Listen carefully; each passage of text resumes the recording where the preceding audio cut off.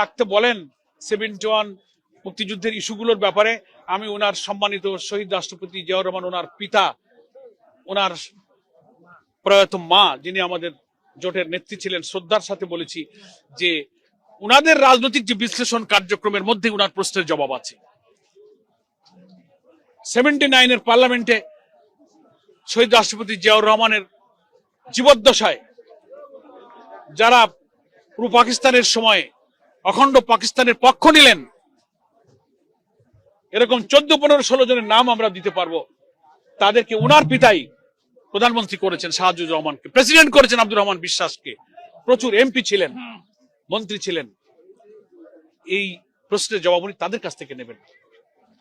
ওনার মা যখন বিএনপি নেত্রী 91 সালে জামাত ইসলামী 18টা আসনে জিতলো, ইন্ডিভিজুয়াল ইলেকশন করে, আমরা তখন কোনো জোট করিনি।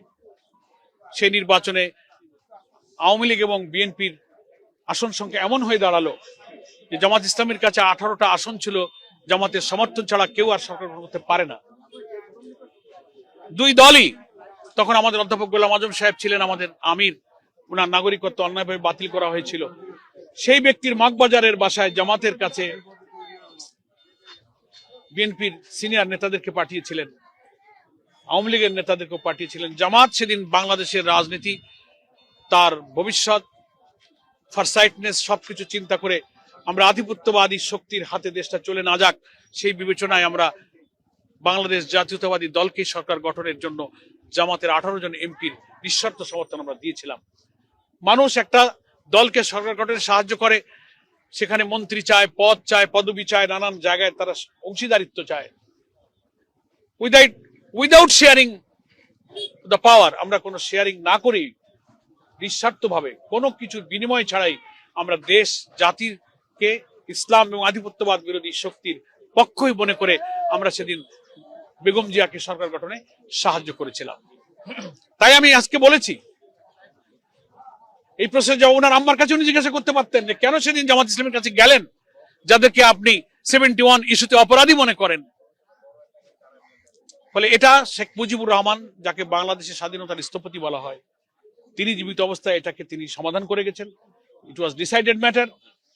তিনি সবালকে ভেদাভেদ ভুলে, অনৈক্য বিভেদ আর এদেশে না থাকুক, ওই সময় যারা এই রাজনৈতিক ইস্যুতে দ্বিমত করেছেন, ত্রিদেশীয় চুক্তি হয়েছিল।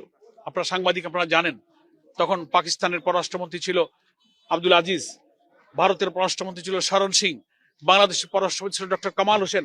3 দেশের পররাষ্ট্রমন্ত্রীরা চুক্তিবদ্ধ করে তারপরে সিমলা চুক্তি হয়ে forgive and forget, Sheikh Mujibur Rahman general amnesty দিলেন, কোলাবরেটর অ্যাক্টকে তুলে নিলেন, সব মামলা তুলে নিয়ে ব্যাপারটাকে তিনি কিন্তু মীমাংসা করে গেছেন। সবাইকে নিয়ে উনি চলতে চেয়েছিলেন, সে কাজটা তো শেখ মুজিবও করে গেছেন, জিয়াউর রহমানও করে গেছেন।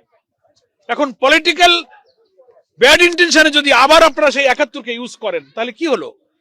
ওই ফ্যাসিবাদদেরকে যে দোষ দেই, সেই ন্যারেটিভ তো আপনাদের কাছেও দেখা যাইতেছে। আপনাদের সাথে থাকলে সঙ্গী, না থাকলে জঙ্গি।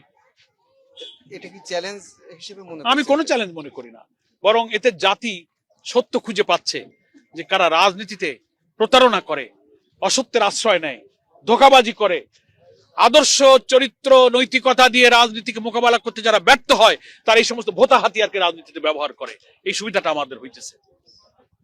আমরা 71 সালের তখন ছোট ছিলাম, ওই সময় তো আমরা জামাত করি না। যারা ওই সময় মুরব্বী জামাত করেছেন, ওই সময় তারা অখণ্ড পাকিস্তানের ভারতীয় আগ্রাসনের হুমকির মধ্যে দেশটা আলাদা হয়ে গেলে এদেশের মানুষ ভালো থাকবে কিনা, এই আশঙ্কা থেকে ওনারা হয়তো কোনো পলিটিক্যাল সিদ্ধান্ত নিয়েছিলেন। সেটা সেই সময়কার ব্যাপার, কিন্তু সেটাকে আপনি রাজনৈতিক বিশ্লেষণ করতে পারেন। কিন্তু বাংলাদেশ স্বাধীনতার পর জামাত ইসলামী বা আমরা ইসলামী দল যারাই আছি, একটা প্রমাণ কি দিতে পারবে যে আমরা স্বাধীনতার বিপক্ষে কোনো ভূমিকা রেখেছি?